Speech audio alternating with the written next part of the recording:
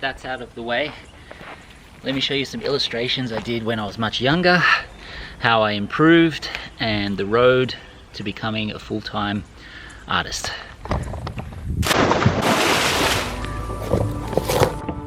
So this here is the current style level that I illustrate at, but I thought it could be really fun to look back at old drawings from when I was much younger and talk about how style develops, what you learn as you draw for longer periods of time, and how you grow as an artist as well over time.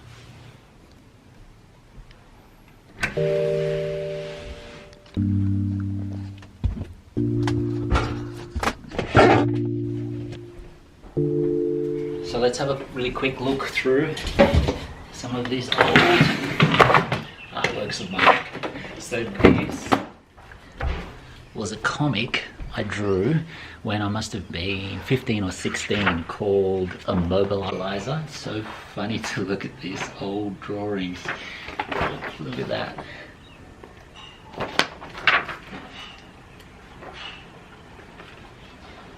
I printed out all the text and attached it to make the entire comic. And it's funny looking at this now, it reminds me of a really good Stan Lee keynote that I saw recently. There's a small section of it, and well, let me show you. So let's see, Fly Man, Mosquito Man. I got down to Spider-Man. Spider-Man. It just sounded dramatic. So, okay, I had my hero, I had his power, his name. I ran into my publisher's office and I told him. This was my reaction, the reaction he gave me. Stan, that is the worst idea I have ever heard. First of all, and he started to give me his, because he's a very logical man, very intellectual. First of all, people hate spiders, so you can't call a hero Spider-Man. If you have an idea that you genuinely think is good, don't let some idiot talk you out of it. This is an old Spider-Man drawing that I did.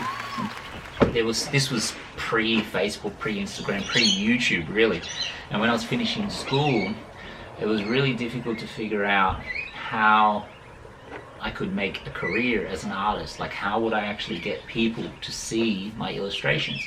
And I remember when I was in year 10, the first thing I was thinking was, if I did want to go into drawing and illustrating comics, if that was an avenue in Australia, like how would I even do that?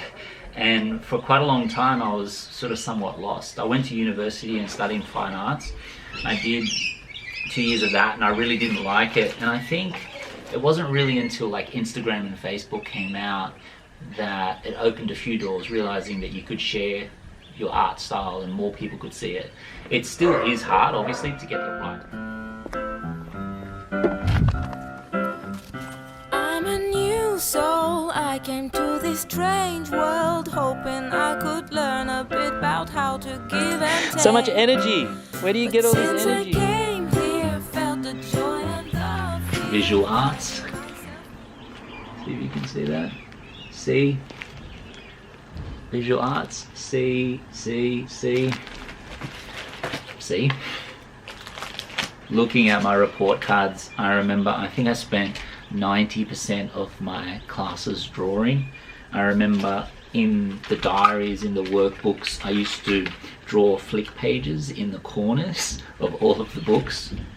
There's the original Immobilizer cover.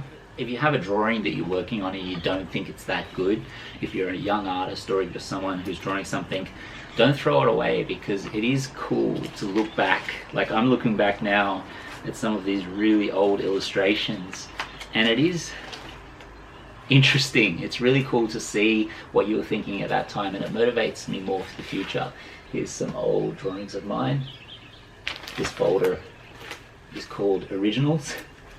I believe that you never really reach a point where you're like, yes, I'm amazing or I'm the best, because you know, you're your own worst critic. You will always want to improve your work, but being able to look back at last year and the year before's work, you can actually see that slow progress. How beautiful. There is Banksia.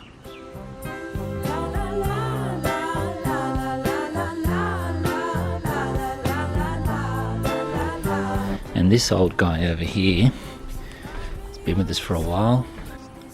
Say hello to everybody on YouTube. Probably from the computer you can tell how old this is, and this is me working on the comic, printing it out. So I guess the main message of this vlog is that if you do like art and you want to be a full-time artist, you know, it's a lifelong thing. It does take a very long time. Just enjoy the process. You're not going to arrive there straight away. You're not going to be born being able to draw exactly the way that you want to. The whole idea that someone's born with talent and can just magically pump out these amazing artworks, I believe is a bit of a myth. I feel like you may have a certain amount of talent, but it still takes a lot of dedication, a lot of hard work, and a lot of ingenuity and changing your style, evolving and persevering. So if you do like art and you want to make it your career, do it. Do it.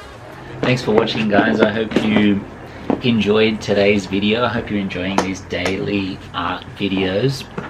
It's been really fun to make daily content. It's very challenging, but I am enjoying it. And I hope so much that you guys are too. Remember to subscribe to my YouTube channel if you haven't subscribed as yet. Hit the like button if you like the video. And as I mentioned before, if you do have any questions at all about being a full-time artist in Sydney, Australia, feel free to pop those questions in the comments below, and I'll respond to absolutely everybody. And as always, I'll see you guys tomorrow. This is so crazy. So I just come to wash my car and I got some change for the car wash, and one of these coins here has Mr. Squiggle.